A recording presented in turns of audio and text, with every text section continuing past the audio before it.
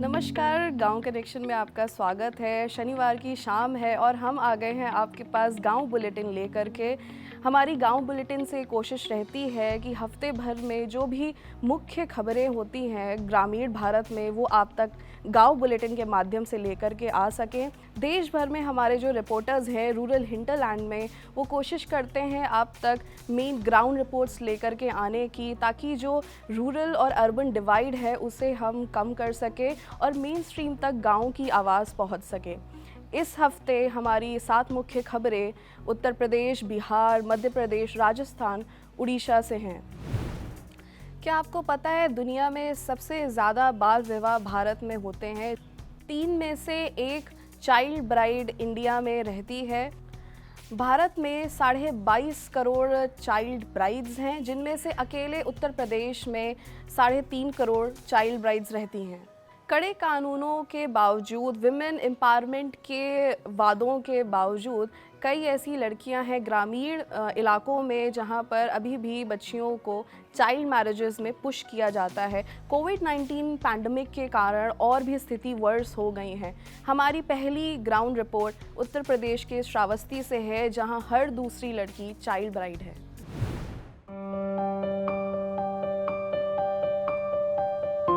ये शादी बड़े होके होनी चाहिए या फिर ऐसे हो जाती थी तो लगता था कि आए हैं देखने, देख लेंगे, मेरी शादी हो जाएगी, अच्छा अच्छा मुझे पहनने को मिलेगा, अच्छे अच्छे जेवर मिलेंगे। बस इसी अगर इसी में पूछें कि आपको लड़का पसंद है, हाँ पसंद है, शादी करनी, हाँ करनी है। और जब होने के बाद में तब पता चलता है कि अब ये कम उम्र में होनी चाहिए, बड़े उम्र में होनी चाहिए।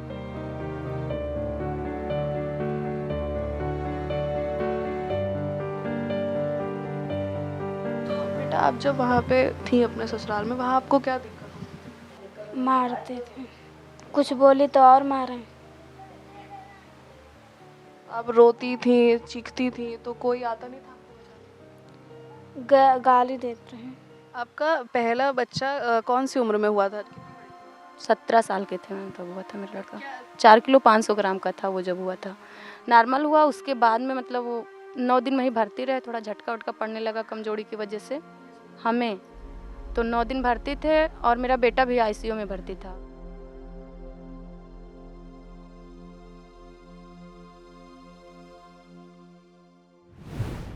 हमारी दूसरी ग्राउंड रिपोर्ट उत्तर प्रदेश के लखनऊ ज़िले से है, जहां पर ग्रामीण महिलाओं के लिए रोज़गार के अवसर जो हैं सिर्फ आचार पापड़ बनाने में सीमित नहीं है। वे अब बिजली के बिल का कलेक्शन कर रही हैं, घर घर जा कर के, और जो है धूप बत्ती बना रही हैं, सैनिटरी पैड्स की स्टिचिंग कर रही हैं, रेस्टोरेंट्स ओन कर रही हैं। आइए मिलते हैं उन ग्रामीण महिलाओं से, सुनते हैं उनकी कहानी, उनकी ज़ुबानी। जब पहले हम समूह में नहीं जुड़े थे तो हम कोई काम नहीं करते थे।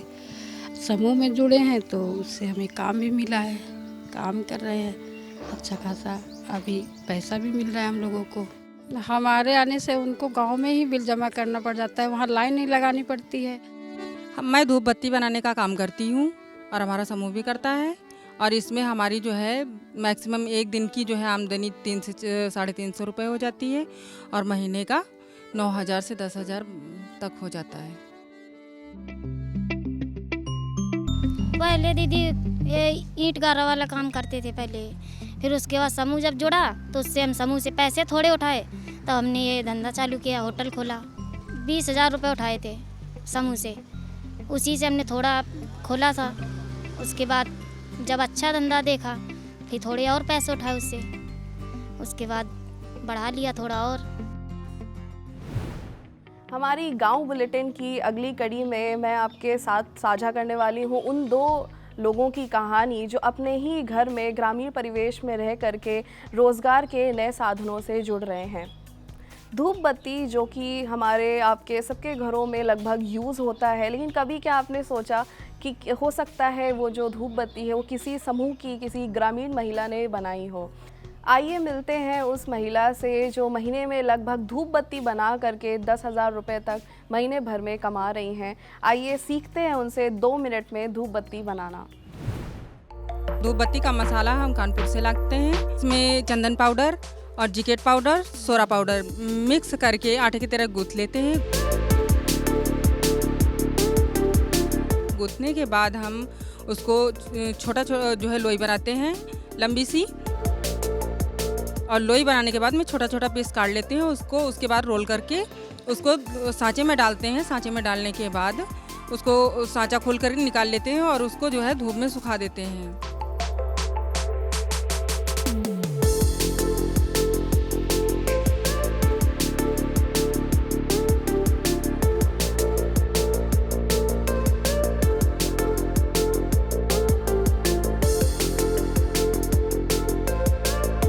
सूखने के बाद उसको परफ्यूम वगैरह जो है, परफ्यूम में डिपिंग आयल आता है, उसको जो है आयल से मतलब परफ्यूम लगाते हैं और लगाने के बाद उसको डिब्बी में पैक करते हैं और मार्केट में सेल करते हैं। इन महिलाओं के अलावा कई ऐसे पुरुष भी हैं जो पहले मजदूरी करने के लिए एक अलग अलग राज्य जाते थे, लेकिन अब वो खुद ही गांव लेवल पे एक अपना छोटा बिजनेस शुरू कर रहे हैं। मिलिए मुकेश कुमार से, जो पहले ड्राइवर की नौकरी करते थे, लेकिन अब उन्होंने अपने ही गांव में एक सेटअप बनाया है जिसके थ्रू वो खुद कभी कमा रहे हैं और कई ऐसे गांव के लोग हैं जिनको गांव लेवल पर ही रोज़गार का एक साधन दे रहे हैं। हम ये सोच रहे थे कि हमको आज 20 साल हो गए बम्बई में काम करते करते, तो हमने सोचा यार इतनी आधी तो ज़िंदगी यहीं गुजर गई, बच्ची खुची जो ज़िंदगी है चलो घर में गुजारा जाए। अब घर में गुजारने के लिए कुछ तो यहाँ काम करना ही पड़ेगा, बगैर करे तो गुजारा होगा नहीं। तो हमने सोचा यार छोटा मोटा कोई बिजनेस धंधा ही डाला जाए। तो हम कहा अपने दिमाग कमावा, हम कहा चलो रंग भी बनावा जाए, होरी के आइटम। रंग का दिमाग कैसे है, मतलब कैसे? अब रंग के दिमाग का, कानपुर जाते थे, वहाँ हटिया बाज़ार है, तो वहाँ उनसे मिलते थे, ताल्लुकात बनाया, मिले, और हमारे वहाँ कुछ पहचान वाले भी मिले। उनसे पूछा भाई ऐसे ऐसे बनता है, तो उन्होंने हमको बताया भाई सामान लाओ, ये लाओ, वो लाओ। आज हमारे पास जैसे 8 आदमी काम कर रहे हैं, तो हम इनका पेट पाल रहे हैं।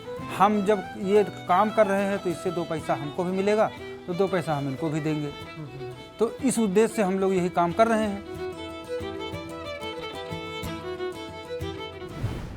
गांव बुलेटिन की अगली कड़ी में अब हमारे पास खबर है राजस्थान से, जहां पर ग्रेट इंडियन बस्टर्ड, जिसे स्टेट बर्ड भी कहा जाता है, वो काफ़ी ज़्यादा क्रिटिकली इंडेंजर्ड स्पीशीज़ में काउंट हो रहा है। पिछले 50 साल का आंकड़ा अगर हम देखें तो ये पक्षी की संख्या जो कि लगभग 2000 थी, वो अब 150 से भी कम बची है। ऐसे में ऊँट पालकों को ही इनका संरक्षक बनाया जा रहा है। ग्रामीण और गवर्नमेंट के सहयोग से इन पक्षियों को अब बचाया जा रहा है। उत्तर प्रदेश में मनरेगा में विमेन पार्टिसिपेशन काफ़ी लो है। वहीं देखा जाए तो अदर स्टेट्स में जैसे केरला, राजस्थान, तमिलनाडु, यहाँ पर विमेन का वर्क पार्टिसिपेशन काफ़ी ज़्यादा रहता है। इस कमी को पूरा करने के लिए यूपी गवर्नमेंट ने एक योजना चलाई महिला मेट के तौर पर। आइए देखते हैं महिला मेट योजना के थ्रू कैसे ग्रामीण महिलाओं की ज़िंदगी बदल रही है।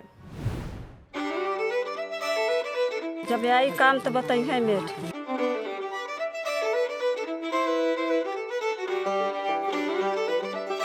आपको जानकारी कौन देता है, आपको बुलाने कौन जाता है? रहन गाय के मेट अपन तुहर कहीं जो काम कर खेते आओ जा दे लिखाई पढ़ाई ला तुहर, तब है लिख पढ़ कर जाई, तब है फिर आई कागज, तब बताइए जो चलो आई गल कागज काम कर। कितने दिन का काम मिलता है आप लोगों को साल भर में? 100 दिन का। 100 दिन का। कितनी मजदूरी मिलती है? 204। जब भी चाय बागान की बात आती है तो दिमाग में दार्जिलिंग या फिर नीलगिरिस की पहाड़ियों की तस्वीर दिमाग में आती है, लेकिन क्या आपको पता है बिहार में किशनगंज में भी चाय की खेती होती है और उसे बिहार का दार्जिलिंग कहा जाता है। किशनगंज बिहार का सबसे गरीब ज़िला माना जाता है। अगर हम चाय की खेती की बात करें तो उसके कारण ज़िले में काफ़ी समृद्धि आई है। इनफैक्ट माइग्रेशन में भी काफ़ी गिरावट आई है। कई ऐसे छोटे किसान हैं जो चाय की खेती को ऑप्ट कर रहे हैं, लेकिन उनका मानना है कि उनको सरकार से आर्थिक मदद नहीं मिल रही है। सरकार की एक योजना के मुताबिक इन किसानों को 50% सब्सिडी देने का नियम है, लेकिन किसानों की माने तो उनको इसका बेनिफिट नहीं मिल रहा है। हमारी लास्ट गांव बुलेटिन की स्टोरी उड़ीसा से है। हम जानते हैं कि ह्यूमन एक्टिविटीज़ जैसे कि लापरवाह तरीके से मछली को पकड़ना, टूरिज़्म या इंफ्रास्ट्रक्चरल प्रोजेक्ट्स, ये जो है कछुओं के लिए काफ़ी खतरे वाले होते हैं। लेकिन उड़ीसा के गहिरमाथा मरीन सेंचुरी से एक अच्छी खबर है। पिछले सप्ताह 25 मार्च की रात में ऑलिव रिडले कछुए नाम की प्रजाति ने 2 लाख से ज़्यादा अंडे दिए हैं, जो कि अपने आप में एक बड़ा रिकॉर्ड बताया जा रहा है।